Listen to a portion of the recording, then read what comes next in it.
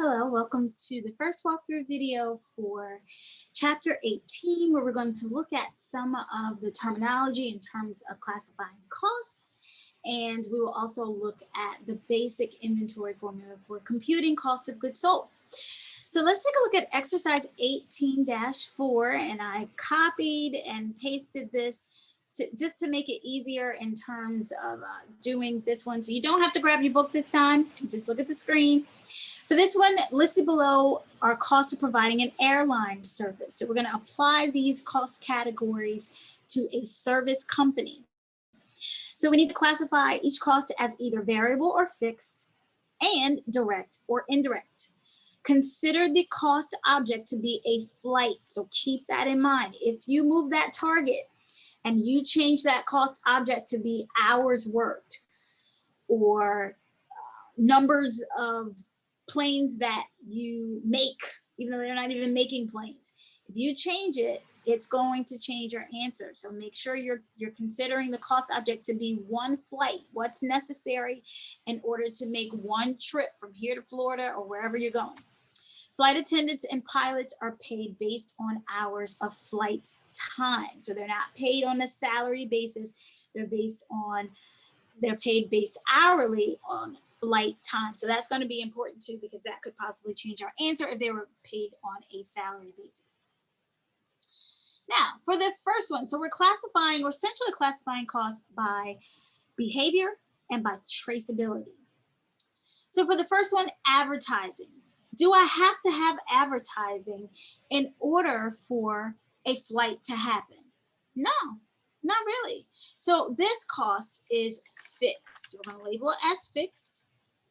But when it comes to direct or indirect, again, I can ask myself that same question. Do I need advertising in order for a flight to happen? Will it make the cost of the flight increase? Well, we know making the cost of the flight increase has nothing to do with advertising, and the flight actually happening, again, has nothing to do with advertising. So that makes this one indirect. So we're going to label that as F and I, or you can type it out if you want to. All right, so for number 2, the beverages served on planes. Now, the more flights I have, the more beverages I'm going to have to serve. So the number of flights will increase the cost of the beverages served on the plane. So this one is variable. Now, if we're talking about a really long flight, can I have the flight without beverages? Typically not, especially if we're talking about a long flight, pre-COVID times, you definitely had beverages on planes. So this cost is direct. So we're going to label that as B and D. Now, the regional vice president salary, just the word salary, lets me know that this cost is fixed. It's not based on how many flights they have or how many hours he works. It's just whatever is in his contract. During the early pandemic times and flights were grounded in certain places, or even on 9/11 when flights were grounded, those regional vice presidents still got paid even without flights going. So their salaries are not dependent upon one particular flight. So in that case, their salary is fixed and that cost is indirect. And it's indirect because the flight can happen whether the regional vice president gets paid or not.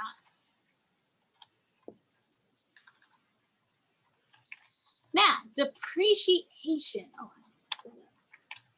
here we go. Now, in looking at depreciation, and this is depreciation on ground equipment.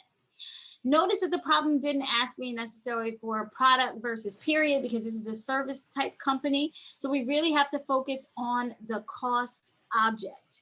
So depreciation on ground equipment, because we're using the straight line method, the depreciation amount is going to stay the same every single period. And it's not based on the number of flights we have. It's based on the number of years and the cost and the salvage value. So that one's fixed. Now, in terms of whether it is direct or indirect, I know if you don't have the ground equipment, the plane's not going to be able to land, and that's not going to be able to happen. But because it's on ground equipment and it covers multiple flights and it's not feasible to trace depreciation to one specific flight. Like it's hard if a plane is going to New York, LA, all of these different places, and I want to know if the depreciation of one piece of ground equipment, how much of that depreciation was caused by a flight to New York. That's not feasible to figure out. So that is indirect. Now for fuels, for fuel used in those actual flights, that is a variable cost because the more flights we have, the more that overall cost is going to increase for fuel. So we're going to call that variable. And I can easily trace the cost of fuel to one particular flight. I know how much fuel that one plane used in that flight. So that is direct. So I'm hoping that you see a pattern because not all indirect costs are fixed. Some of them can be variable, but more often than not, if the cost is fixed, you're going to find that it's indirect to that particular cost object. And if it's variable, then more often than not, you'll find that it's direct. But it doesn't mean that it will always happen in that situation. All right, let's look at the next one. And we're looking at, I'm supposed to be looking at my screen, not my paper, flight attendant wages. So for flight attendant wages, because I know it's wages, it's based on the number of flight hours. So we're told here that flight attendants and pilots are paid on hours of flight time. So they're not on salary. So I know that that cost is variable. And I can easily go back to the flight and see on that registry which flight attendant was there, which flight attendant was not there. So it is direct. Now for the pilot, it's going to work the same way. Now, I don't know if in the real world, I think in the real world they're paid by salary. I don't know. They may be paid by flight time, but they probably are paid by flight time. But for this example, again, it could change depending on certain specifications. So you really do have to read each problem carefully. But this one is variable and direct. And finally, for aircraft maintenance manager salary, because one, I know they're on a salary, it's fixed. That maintenance manager is overall, or he's overseeing a bunch of different flights. So it's not feasible to trace back. He may spend 2 minutes on this flight right here and then another 30 minutes overseeing what's going on with another flight over there. And he doesn't keep track of his time because he's not paid hourly. So it's not feasible to trace his salary back to one flight. So in that sense, it is an indirect cost. So those are the questions that you really need to ask yourself. And I know on some of these, we can argue and we can discuss back and forth. And there are times where I don't agree with the answer key in the textbook. That's the beauty of managerial accounting. We get tons of flexibility. But if you're out in the real world, you really want to pay attention to what was done last year. You want to really talk to managers and other accountants in the department to get a clear consensus on what's direct, indirect, fixed versus variable. All right, let's look at another one. The next one I want to do with you is quick study 10. So we did exercise first.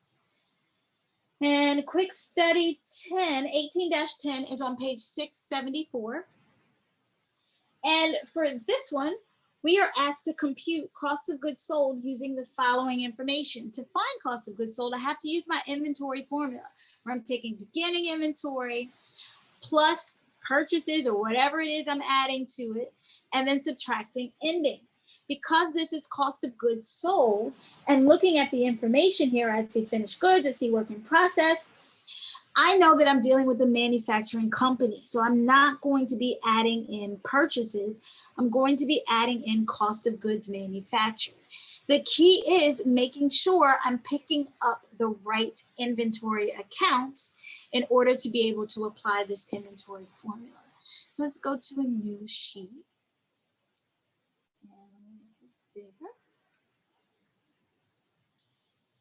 And I'll resize my columns just a bit.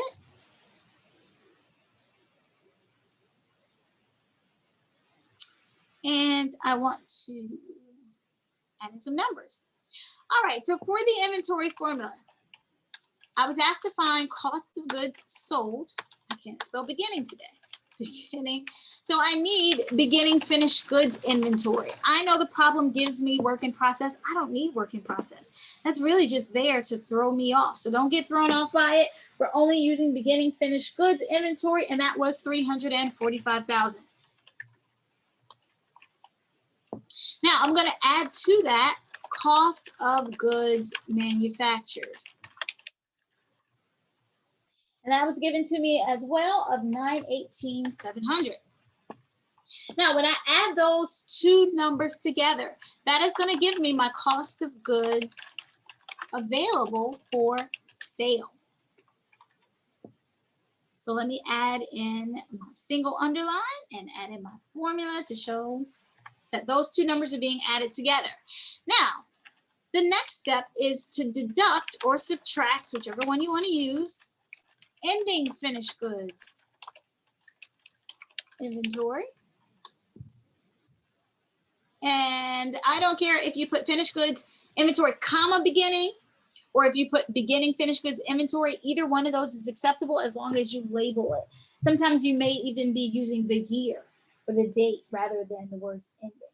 I'm going to pick up the right number, and it is 283,600, but that gets subtracted. And the ending is cost of goods sold. So same inventory formula that we learned in Accounting 1. So when it's all said and done, cost of goods sold is 980,100. That is the number that is going to show up on my balance sheet. And this was quick study 13, 18-10. All right, I know I said I was going to do one, but I think I'm going to do all this in one video. Let's do one more. And in this one, we're going to do a schedule of cost of goods manufactured. So if you've already seen the second lecture video, then you kind of know what to expect. If you haven't, stop this video and go take a look at the lecture video on the cost of goods manufactured statement. Now, this one is exercise. So I'm actually doing an exercise instead of a problem. Exercise 18-13. I'm put my book in front of me because a lot of information here. So for exercise 18-13, given the following selected account balances of Delray Manufacturing, prepare its schedule of cost of goods manufactured for the current year ended December 31st, include a list of the individual overhead account balances in this schedule. Now, here's the deal. Because this green table that's presented to me in exercise 18-13 is connected to exercise 18-14, I'm not going to use all this information. I have to pick out what I need. And in order for me to pick out what I need to know my different sections of the schedule of cost of goods manufactured. So I have 4 sections. There is a direct material section, a direct labor section, and then a factory or manufacturing overhead section. Beyond that, my last section is the work in process inventory section. So when you look at this table, they give me sales, they give me finished goods inventory numbers. I don't need all that stuff. So I really have to be careful and pick out what I need. Now, because this is an official report, there does need to be a heading, and I'm just resizing my columns a bit because I kind of know what I want this to look like. But if you're writing this down by paper as you're following along, then definitely center your heading. But if you're, I like to center my heading at the end just to make sure I have everything looking the way I want it to look. All right, so let me throw in my formatting for numbers here. Make that smaller. Okay, so this was Delray Manufacturing. I need to make this bigger because I can't see it. Okay, now I can see it. And this is, so there are a couple of names for this. It's a cost of goods manufactured statement, a manufacturing statement. When you get to cost accounting, they like to combine it with the statement of cost of goods sold and call it a schedule of cost of goods manufactured. It's a bunch of different names. But as long as you have something about manufacturing in there, manufacturing statement is the easiest one to use. But I like to call it cost of goods manufactured statement because it tells me exactly what I'm comparing. Now, this statement covers a period of time, so we're going to use the language for year ended. They don't give me a year, so I'll make up my own. December 31st, 2021. All right, so this statement begins with my first section, and that is my direct materials section, and I label it as such. Now we move on, and under the direct materials section, I need to apply the inventory formula, which requires beginning, raw materials inventory. So that's my starting point. And let's see if I can find beginning raw materials inventory. Let's see. What's typed in here is raw materials inventory, comma, beginning. Again, I don't care if you use that or if you flip it around, but I need that number, 37,000. Now I'm going to add to beginning raw materials inventory any raw materials purchases. Let me look at my table, see if I can find anything about materials purchases, and I see it. It's 175,600. So we're going to add raw materials purchases, 600. And that's going to give me, when I add those two numbers together,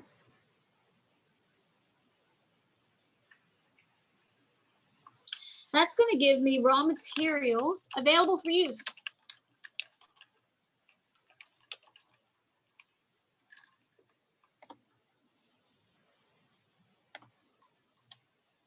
Adding those together, and let me make sure that I use my single and double underlines, bottom border.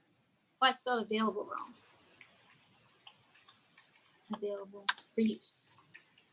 Now, of all the materials I have available for use, either I use them or I don't. If I use them, then of course, that's going to go into my inventory formula when I'm dealing with cost, work in process, excuse me. But if I don't use them, I need to subtract them out because I don't know what I use. I know what I didn't use. And what I didn't use is my ending raw materials inventory. So let me see if I can find that number. Let's see, beginning, I see direct labor, and let's see, factory supplies. That raw materials ending of 42,700. So we subtract, or you can say deduct or less, either one. Raw materials, be consistent here, ending raw materials inventory. Space that out some more. And I forgot the number that fast. What did I say? 42,700. Now, and that's going to give me direct materials use. And I mentioned in the lecture video that sometimes raw materials can include indirect materials. And if it did, the problem would have told me that. And looking at my green table here, I see that indirect materials are already segregated out, so I don't have to worry about that. This is one thing that's not going to confuse me. Now, my direct materials used is going to go into my FAR column here because this is my subtotal column, and direct materials used is one of my major sections. So any totals for my major sections are going to go in this last column. Let me add in my bottom border, and I can move on to section 2. So section 1 is done. The next section is direct labor, which is my favorite one because it's the least amount of work. I should be able to look in my green table and find that I have direct labor of 225. And I put that number in, and section 2 is done. Now let's move on to section 3. For section 3, it is manufacturing overhead. Now, sometimes your books likes to call it factory overhead or manufacturing overhead. I don't care which one you use, as long as you are consistent. So how in the world am I going to figure out what should be included in this list? So I have to use my keywords. I'm looking for indirect materials or indirect labor, and I'm looking for any costs that are associated with the factory, whether it's depreciation, amortization, supplies. As long as it's associated with the factory or production, I need it. So we're going to put a little tick mark beside what we need here. I don't need sales, so I'm skipping that. I've used raw materials inventory, don't need work in process, no finished goods, no raw materials purchases, no direct labor. But oh, I'm down to my first one, factory supplies used. So put a tick mark beside that. We're going to need that. Indirect labor is another one. Put a tick mark beside that. We'll need that as well. Repairs on the factory equipment of 5250. My keyword there is factory. It's a part of my production cost. It goes into manufacturing overhead. Same thing for the rent cost of the factory building. Now, if this would have said rent cost of the office building, doesn't go. That's a period cost. But the keyword there is factory. So I have a tick mark beside that one. Advertising, no, that's a period cost. I can make my product without advertising. General and administrative expenses, yeah, I can make my product without that. That doesn't go. And the last three here are my inventories, and they don't go into factory overhead, so I don't need them. So I have four that I put a tick mark beside. The first one was factory supplies used. We call that indirect materials. And I'm going to put this in my subtotal of 17,840. Then I move on to my next one, indirect labor of 47,000. Then I move on to my next one, which was repairs on the factory equipment.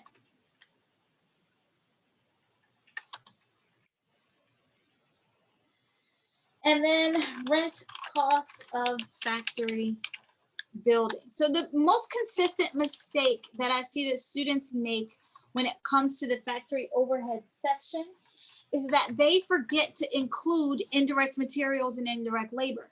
It's pretty straightforward that if the word says factory or production, you're going to include it, but it's easy to forget about our indirect materials and labor. If you see those items, they go in factory overhead as well, so add those in. And then this is my subtotal here. I want to be consistent. Manufacturing overhead. So this one is actually some of this over here. And 127,090. So they give me a check figure. Yes, the book gives me a check figure so I can make sure I'm on the right track here when we get to the end of this. Now, the beginning of section 4, because I'm done with section 3 now. The beginning of section 4 is my total manufacturing cost, because that requires me, section 4 requires me to apply the inventory formula to work in process. And instead of adding in purchases, I'm adding in my total manufacturing cost, because materials go into production, labor goes into production, and manufacturing overhead goes into production. So for my last section here, I don't even have a heading, but everything is going to be in the far column. I am going to find the total of all of my manufacturing costs. So now I need the sum of all this stuff here. And to my total manufacturing costs, this is where I'm applying my inventory formula. I'm dealing with work in process. So I'm going to add beginning work in process inventory. Sometimes your book likes to use goods in process. I think that's something that they do to make you guys pay more for the book. In one edition, they'll use goods in process. In another edition, they'll use work in process. But it really is the same thing. But I try to be consistent and use whatever the book is using. So the book is using work in process. So that's what I'm using. So I need to add beginning work in process of 53,900. So pay close attention, not finished goods. If we were asked to calculate cost of goods sold, then we would need finished goods. So when I add those two numbers together, that's going to give me my total cost of work in process. And I'm confused already because I forgot my bottom border. And go. And the last step is to subtract, or you can put less, subtract work in process or my ending work in process. Oh no, I messed that up. undo, subtract, ending, work in process, inventory. And I don't know what that number is. Ending work in process is 41,500. And the final product is cost of goods manufactured. And I sure hope it's this 534,390 that the book gave me. If not, I did something wrong, which wouldn't be first time. Oh, did my formula wrong. I need F20 on down to F21. 534,390. Okay. So that's the right number, and I've verified that that is the right number. So I have to put my single and double underlines using the top and double bottom border. Dollar signs by the first number in the column and the last number in the column. For your book doesn't like to put dollar signs by the last number in the column when it's a subtotal, but I like to. If you happen to miss it, I don't take off that, but I like to put them in both columns. And now I can finally merge and center now that I know how wide my report is going to be to make sure I didn't miss anything. Okay, now let me make this smaller so that you can see the entire cost of goods manufactured statement. Now, if I were you, what I would do is use this Excel spreadsheet that's saved for you. Use that as a guide to help you work out your problems. Do it from scratch for a couple of times, but until you can really get a full understanding, plug in numbers because there are formulas already in here that are going to help you determine when you should be adding, when you should be subtracting. But really practice this and you will be well prepared for the exam. That concludes this walkthrough video for Chapter 18. I appreciate your time and attention, and I hope you have a great day.